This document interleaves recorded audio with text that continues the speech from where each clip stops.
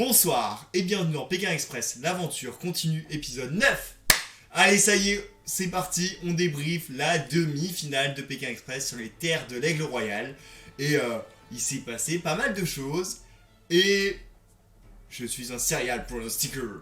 Les amis, car j'ai encore une fois pronostiqué la bonne finale, mais je ne vous dis pas ce que j'ai pronostiqué, à moins que vous ayez fait le sondage. Alors là, vous êtes normalement au courant. Bref, allez, on est parti pour débriefer ensemble de ce 9e épisode. Alors, cette année, le 4e pays, c'est les Émirats Arabes Unis. Ils arrivent enfin aux Émirats Arabes Unis, mais ils vont pas à Dubaï tout de suite. Ils vont, en fait, dans plein de petits Émirats, parce qu'en fait, je ne le savais pas, hein, mais les Émirats Arabes Unis, c'est 7 Émirats qui sont en fait, qui se sont tous mis ensemble, hein, qui n'ont formé qu'un seul Émirat. Et ce sont les Émirats Arabes Unis en fait. Et du coup il y a 7 Émirats et ils vont en visiter 5 pendant cet épisode. Évidemment le 6e sera celui de Dubaï. Bref, alors il commence cet épisode par aller à une grande tyrolienne. Mais juste avant, c'est vrai, c'est important quand même, parce que parfois vous oubliez peut-être la semaine dernière, ou parce que peut-être que vous n'étiez tout simplement pas... Vous n'avez pas regardé l'épisode, c'est possible aussi, hein. On va faire un petit récap rapide de la semaine dernière.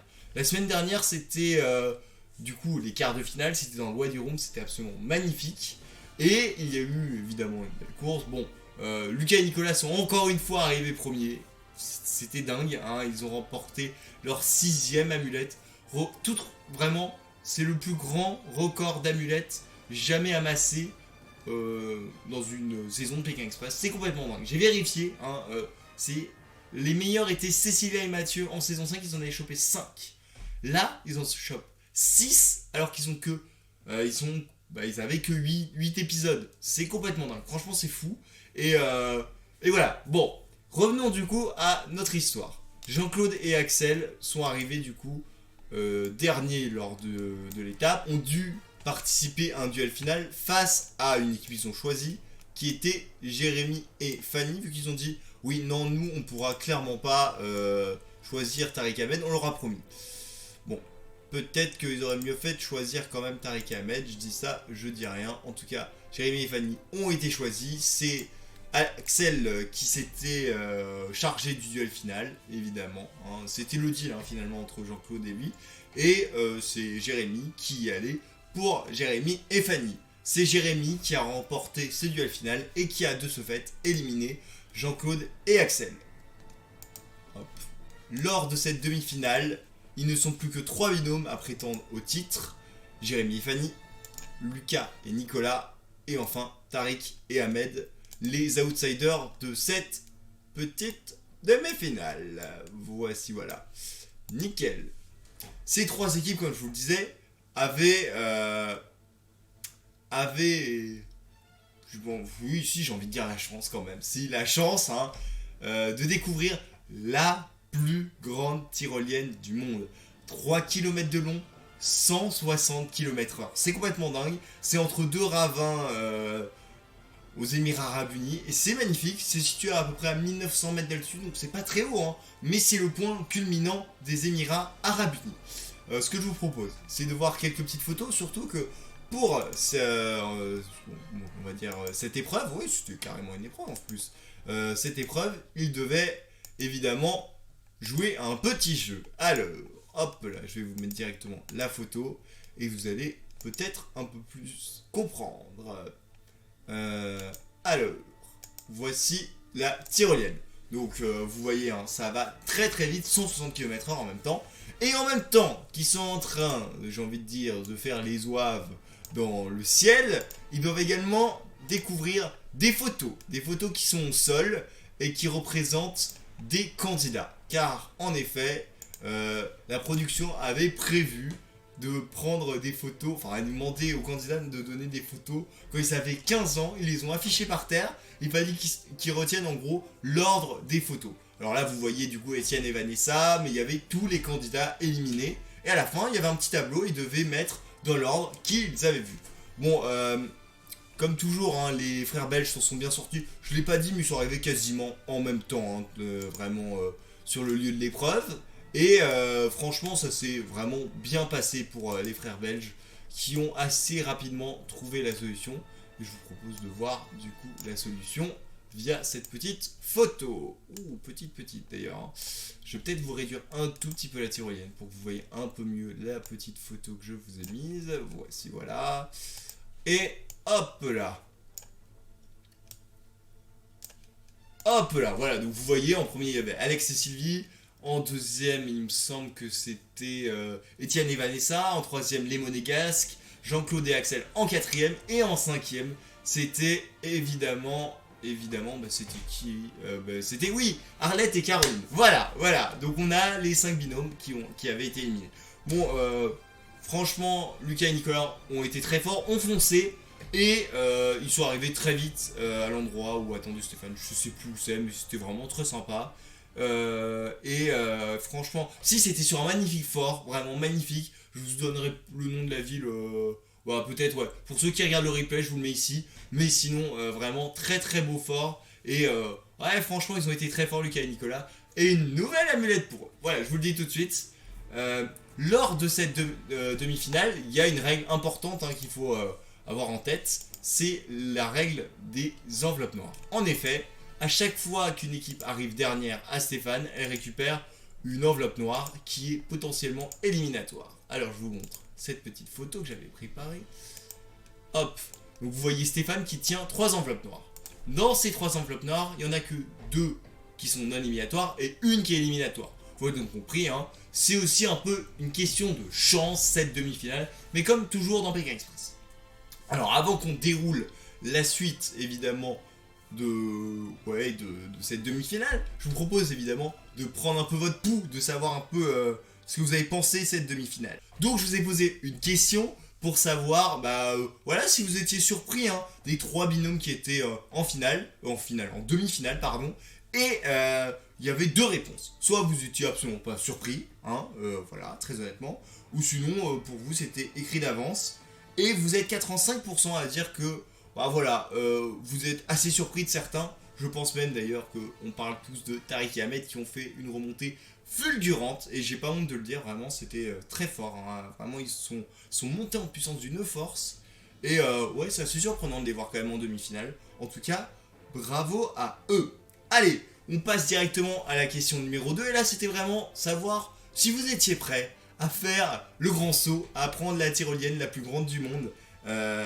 Alors j'y vais ou même pas, je regarde la tyrolienne, un peu comme Fanny, Fanny qui avait eu très très peur sur cette tyrolienne, et vous êtes 51% à dire j'y vais et 49% à dire j'y vais pas.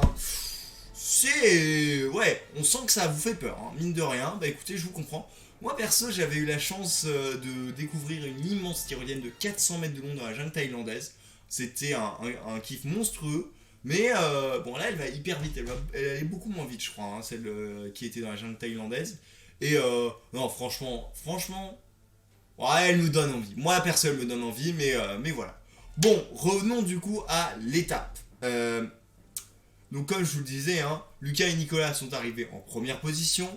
Et en dernière position, ça s'est joué à vraiment très très peu. Mais c'est Jérémy et Fanny qui ont tiré la première enveloppe noire. Bon, ça y est, ils en ont une, voilà, au moins.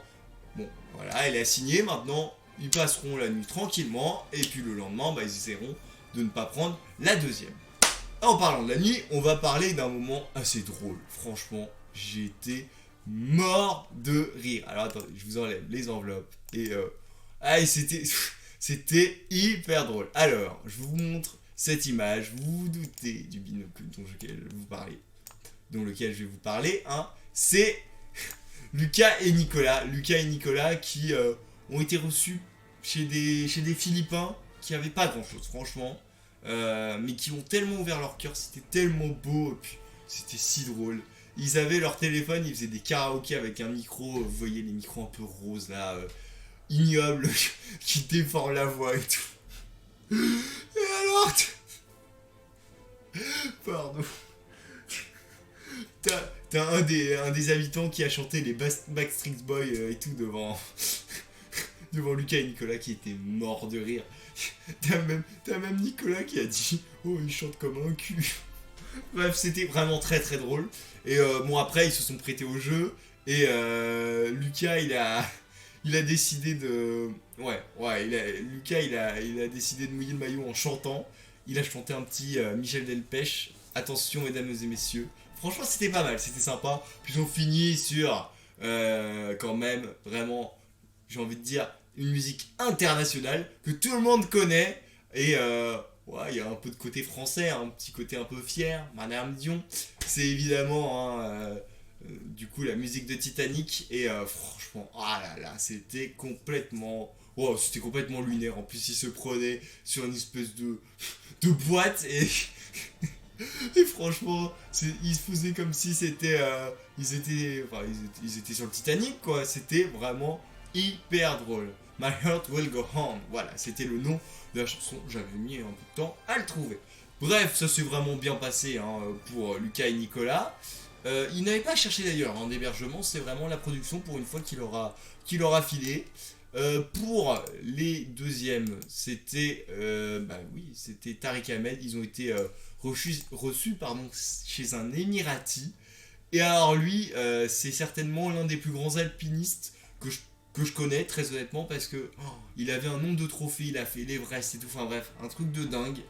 Il est, à mon avis, fan, mais vraiment fan de tout ce qui est alpinisme. Et il était incroyable, en plus sa maison. Vous voyez une photo, hein.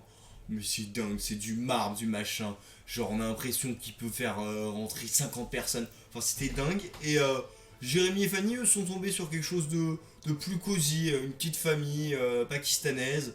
Un petit couple surtout. Hein. Et ils ont apprécié le moment. Même Fanny elle s'est fait on lui a offert un tatouage de henné. C'est la femme qui est spécialiste en henné qui lui a fait un petit tatouage et tout. C'était magnifique. On sent qu'ils ont passé une superbe bonne première nuit chez l'habitant aux Émirats Arabes Unis.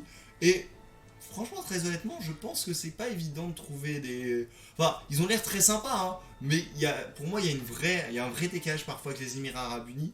Et bon, on l'a un peu vu avec l'Émirati, mais quand même, j'ai trouvé qu'ils étaient hyper humains et c'était franchement hyper sympa à découvrir. Allez, il est temps de parler de la deuxième journée. Et il se rendait dans un désert absolument incroyable. J'ai plus le nom en tête, mais c'est un désert qui est situé au port d'Abu Dhabi. Donc on va l'appeler le désert d'Abu Dhabi. Comme ça au moins on est tranquille. Et il devait faire 20 km à pied, donc encore un espèce de trek. Sauf que cette fois-ci, ils avaient un buggy. Ils devaient tirer au sort un buggy. Il y avait 9 km, 8 km, 6 km. Alors là, vous comprenez pas, vous dites, mais pourquoi 9, 8, 6 ? Parce qu'en fait, il tombait en panne d'essence. Et du coup, c'était au petit bonheur la chance. Celui qui avait 6 km, évidemment, il faisait beaucoup moins de kilomètres que les autres. Vous l'aurez donc compris. Bon, et résultat des courses, ils ont dû faire du buggy. Alors, je vais vous mettre le buggy actuel. Voici. Donc là, vous voyez à l'écran Lucas et Nicolas. Et c'est eux qui ont fait 8 km. Les pires, c'était Jérémy et Fanny qui sont tapés 9. Et Tariq Ahmed, qui était d'ailleurs un petit peu en retard, ont réussi à rattraper leur retard parce qu'ils avaient que 6 km à faire. Franchement, ça a été... franchement, ils ont dominé, vu qu'ils avaient beaucoup moins de kilomètres à faire, Tariq Ahmed. Et ils sont repartis premiers, on va dire, de cette petite épreuve. Deuxième, Lucas et Nicolas. Troisième, Jérémy et Fanny.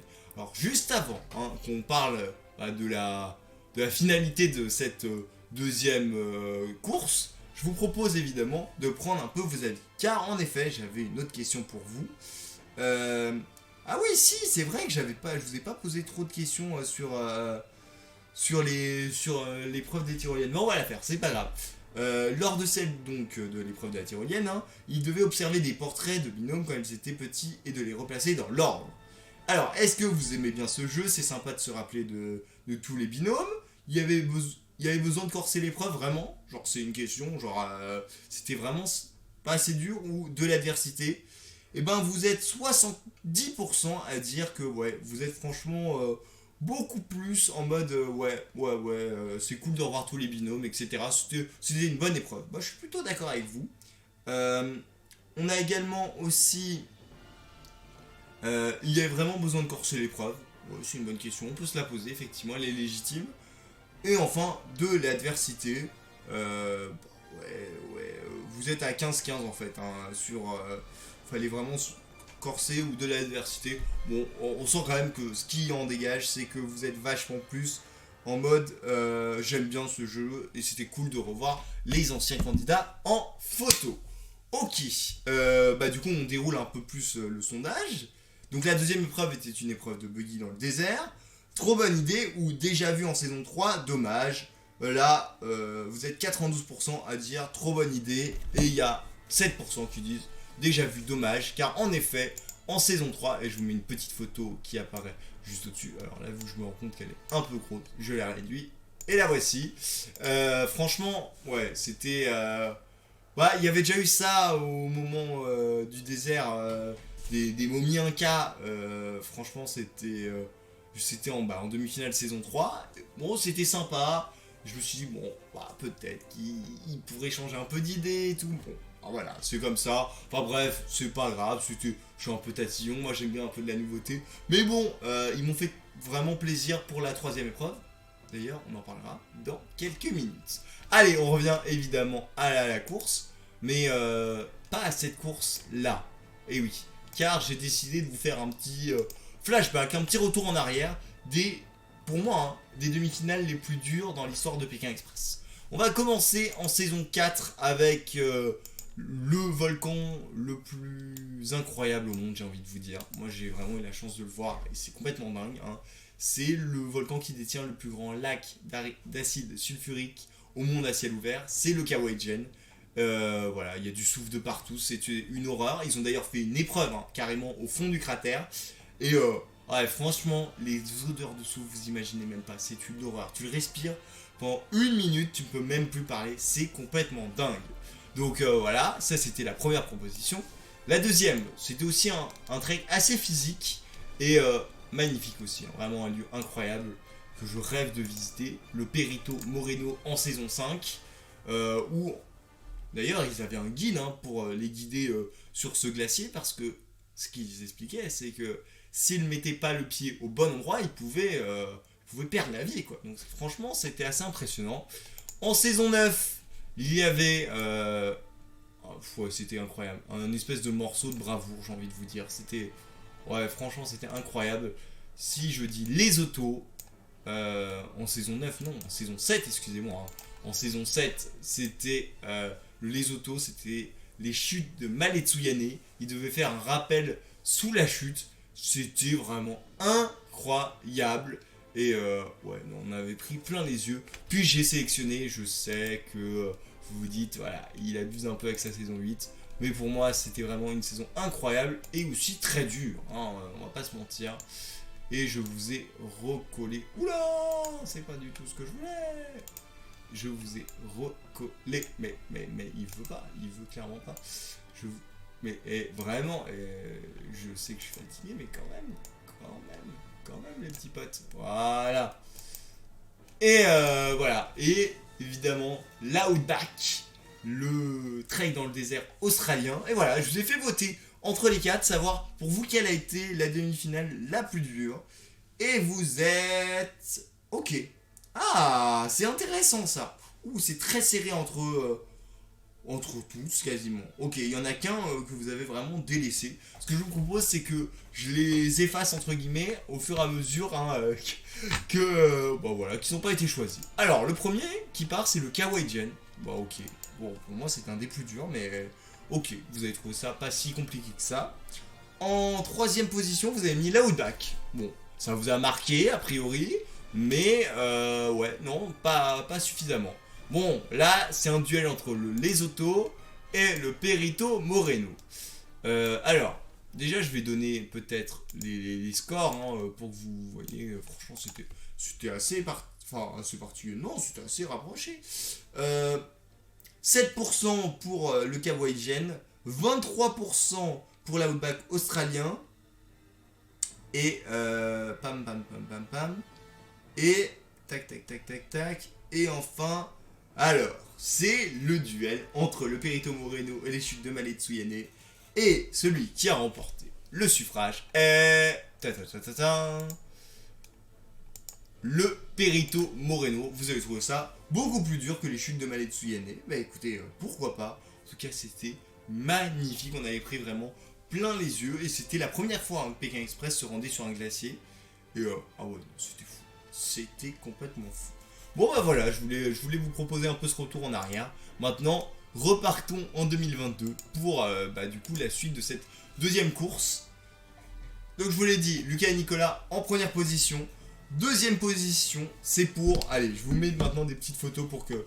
Voilà, on puisse suivre à fond cette finale. C'est pour...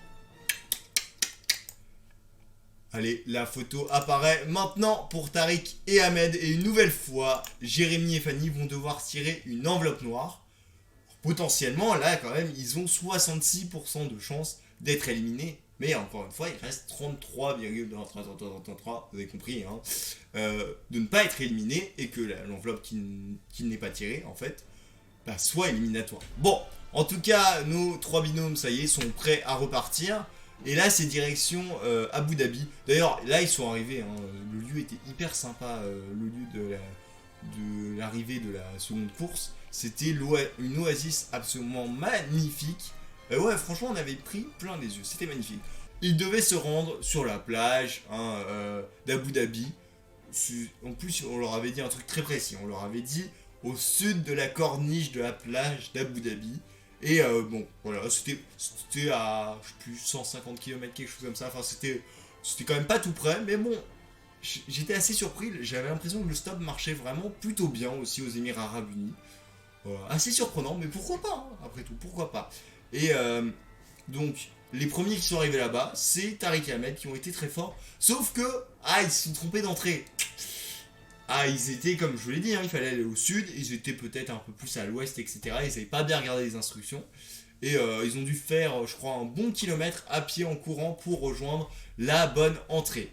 Pendant ce temps-là, du coup, Lucas et Nicolas en ont profité pour passer devant eux. Et Tariq et Ahmed finalement sont arrivés deuxième à la plage. Et troisième, c'était Jérémy et Fanny. Ils devaient réaliser une mission, évidemment, sur la plage, vous en doutez. Alors d'abord, ils devaient aller chercher des balles, des grosses balles, hein, voilà, type les balles que vous voyez dans les salles de gym, qui étaient sur l'eau, et ils avaient un moyen de transport un peu, qu'ils avaient tiré au sort. Il y avait soit un paddle, soit une espèce de pédalo avec des pieds, enfin, en mode vélo, c'était pas mal, et puis sinon, il y avait une petite barque avec une pagaie, voilà, il fallait aller rapidement, et en fait, à chaque fois qu'ils récupéraient une balle, ils pouvaient tenter de faire un strike. Car en effet, je trouvais ça hyper drôle comme épreuve et vraiment bien vu. Alors, j'ai pas trop compris le sens local de cette épreuve, mais bon, pourquoi pas. Il devait jouer au bowling, c'était hyper drôle. En gros, il y avait des grosses quilles, et donc avec la balle, comme je vous expliquais, il devait décaner les 4 quilles et faire un strike. Bon, franchement, ça avait l'air assez simple sur le papier parce que finalement, tu voyais les quilles qui bougeaient avec le vent et tout, mais en fait, pas du tout. Fallait vraiment être. Il fallait mettre de la force, quoi. Franchement, fallait mettre beaucoup de force et être un peu précis. Et Lucas et Nicolas, ils sont repris quand même à 3 fois pour réussir, mais ils ont quand même réussi à faire le strike. Ils sont partis en premier. Eux, ils ont plus, ils avaient la barque, donc ils ont fait vraiment en 2 secondes. Ils ont été très très forts. En deuxième, donc Tariq et Ahmed devaient quand même, ils avaient tiré du coup le pédalo, voilà, c'est un genre de pédalo mais en vélo, vous l'imaginez en train de pédaler, le Tariq ou le Ahmed comme vous voulez, et donc ils avaient cherché leur boule, etc. Pour Ahmed, ça s'est plutôt bien passé, pour Tariq ça a été plutôt compliqué quand même. Franchement, en fait, Ahmed lui, il avait compris qu'il fallait pas se jeter dans l'eau. Tariq il s'est jeté dans l'eau, donc après le pédalo il partait, après le ballon partait, il a fallu qu'il remonte, enfin bref, toute une cacophonie, c'était hyper drôle. Et ils ont perdu beaucoup de temps, à tel point que Jérémy et Fanny leur ont repassé devant. Alors eux, du coup, ils avaient le paddle.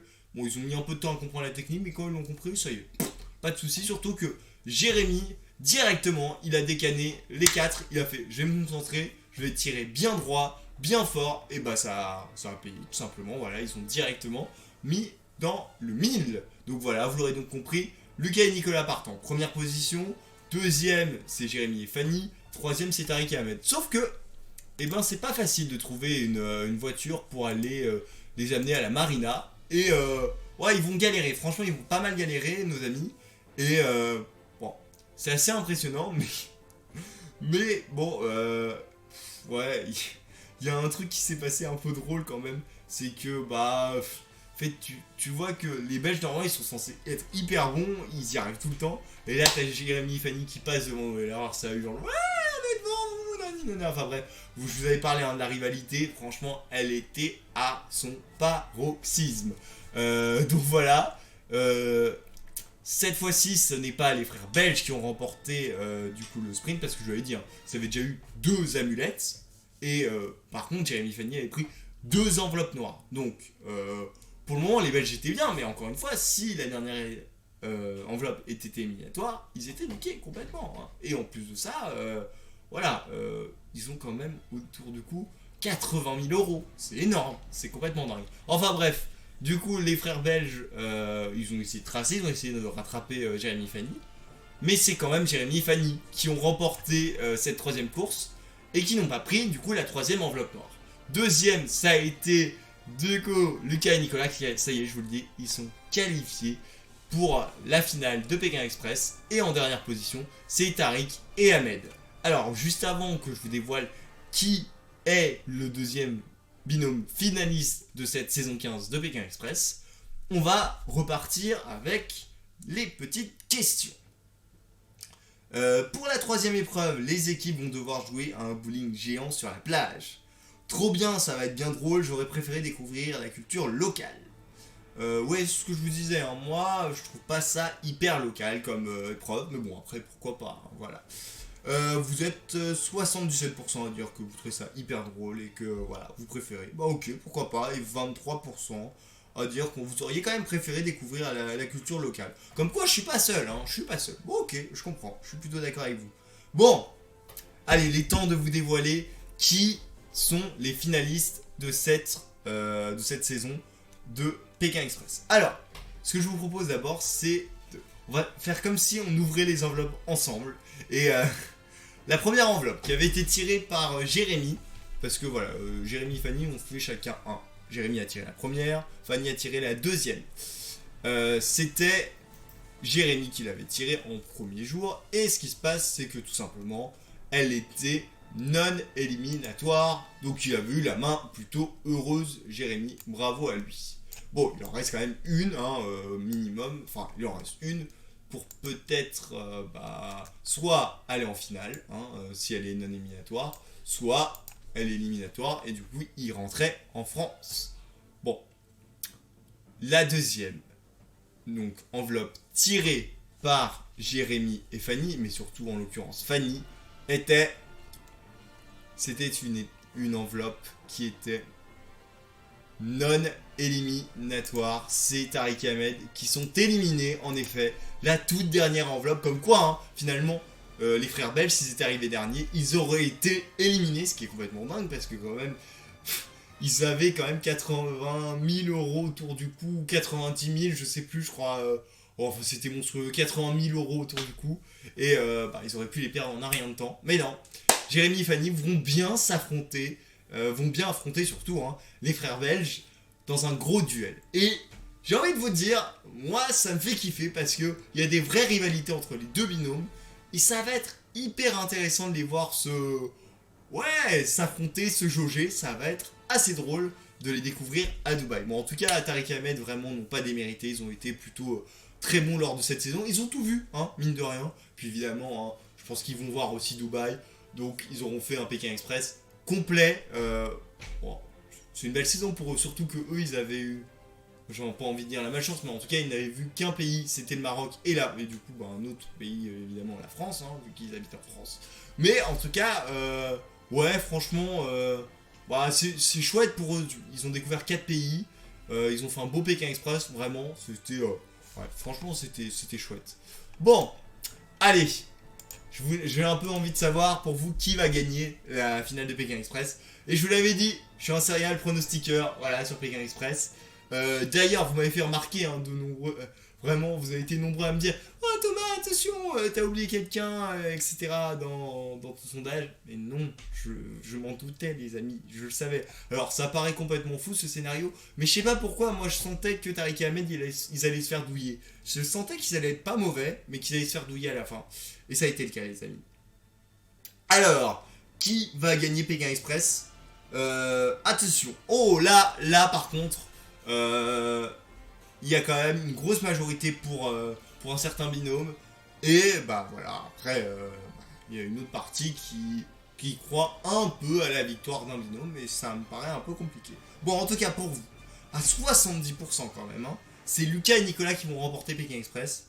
Et pour les autres, évidemment, à 30% pour Jérémy et Fanny. Je suis plutôt d'accord. Après, on verra. Vraiment, une fois, franchement, pour le coup, une finale de Pékin Express, c'est... Ouais, franchement, c'est complètement fou. Et tout peut se passer. Donc, franchement, bien malin qui dira réellement qui va gagner Pékin Express en étant sûr. Jamais j'aurais misé de copec là-dessus. Même si je reconnais que Lucas et Nicolas sont très forts. Mais on l'a déjà vu, Pauline et Aurélie qui étaient carrément devant Julie et Denis, qui se sont complètement perdus devant le stade olympique à Pékin. Donc franchement, moi j'ai pas... Ouais, franchement, je me tenterai pas trop sur des pronostics, même si, bon, petit avantage quand même, Lucas et Nicolas, je pense. Bon, et ben on arrive à la fin de ce débrief, on va parler de la finale, qui va se dérouler dans un lieu extraordinaire, Dubaï. Et j'avais envie de savoir si voilà, vous étiez chaud comme moi pour découvrir cette ville cosmopolite qui est Dubaï. Et la réponse est que vous êtes hyper chaud à... Oh quand même, non, vous êtes chaud, mais bon, il y a un peu de réserve. Vous êtes chaud à 60%. Donc trop bien, hâte de découvrir cette ville à 60%. Bof, c'est une ville sans âme. Bon, j'ai peut-être été un peu dur, mais bon, je suis pas sûr que Dubaï ait beaucoup d'histoire, et peut-être que ça gâche un peu le truc, malgré que maintenant, hein, ils en écrivent une, et surtout, bon, ils sont hyper modernes, il y a plein de choses à voir, plein de choses un peu touristiques à faire, mais bon, je sais pas, ça me chauffe un peu moins d'aller à Dubaï, plutôt que d'aller, je sais pas, en Inde, voilà, tout bêtement, en Inde. Je pense que c'est pas mal comme exemple. Enfin voilà, bon bah vous avez hâte de découvrir cette ville à 60% et 40%, bon, vous êtes un peu sur la réserve, ce que je peux complètement comprendre. La semaine prochaine, c'est la grande finale, on va évidemment débriefer ça ensemble, ça va être complètement dingue. Je le savais déjà, hein, c'était sûr et certain, mais ils vont faire le saut en parachute de Dubaï, vous allez voir, normalement les images vont être incroyables parce que y a une vue de dingue. Il l'avait déjà fait en saison 7 hein, pour le Cap. Je pense que ça va être encore plus fou. Et puis on va avoir à mon avis des épreuves assez farfelues. Ça va être bien drôle. Et je sens qu'il va y avoir beaucoup de pression. Allez, petit copec quand même sur Lucas et Nicolas. Même si, bon, ça va être très chaud. Et alors combien ils vont gagner, ça me paraît très compliqué à dire. Parce que je pense que Lucas et Nicolas vont quand même bien remporter la première course. Mais après ça va être un peu compliqué. Jérémy et Fanny ils ont vraiment du mordant donc ils vont vouloir aller le chercher. Et puis quand t'es en finale, hein, tu tentes le tout pour le tout quoi. T'as rien à perdre. Donc bon que tu sois outsider ou challenger, ou challenger non, ou favori tout simplement, bah ouais, faut toujours faire attention, faut toujours se méfier. Et ouais, ça va être à mon avis une belle finale. Et ils en rêvaient en tout cas à Pékin Express de faire une finale à Dubaï. Et enfin, ils l'ont. Donc ouais, non, je pense qu'on va se régaler. Merci beaucoup hein, d'avoir suivi ce débrief. Il est maintenant terminé. D'ailleurs, si vous m'avez suivi en live, bah déjà merci beaucoup, que ce soit sur Twitch ou sur Facebook. Merci bien. N'hésitez pas, hein, si vous après vous voulez commenter le débrief, vous pouvez hein, dans les commentaires. Je lis évidemment tout. Et puis, vous qui regardez le replay, déjà merci à vous. Vous êtes de plus en plus nombreux et ça fait hyper plaisir. Laissez des petits commentaires, ça me fera hyper plaisir. Ou en MP, avec grand plaisir. Je lirai du coup tous vos petits retours. Et puis, en plus de ça, hein, je vous mets comme d'habitude dans la barre de description le sondage. Parce que si vous voulez y répondre, voilà, pendant le visionnage de ce replay, bah il n'y a pas de souci. C'est complètement faisable. Bah voilà, je pense qu'on a à peu près fait le tour de cette demi-finale qui a été franchement, ouais, qui a tenu sa promesse et ses attentes. Franchement, c'était hyper cool. Comme d'habitude, vous prenez évidemment soin de vous. Vous passez une bonne fin de semaine. Et nous, on se retrouve jeudi à partir de... Je dis 23h30, mais ce sera peut-être un peu plus tard, vers minuit, pour débriefer de la grande finale de la saison 15 de Pékin Express. Allez, salut!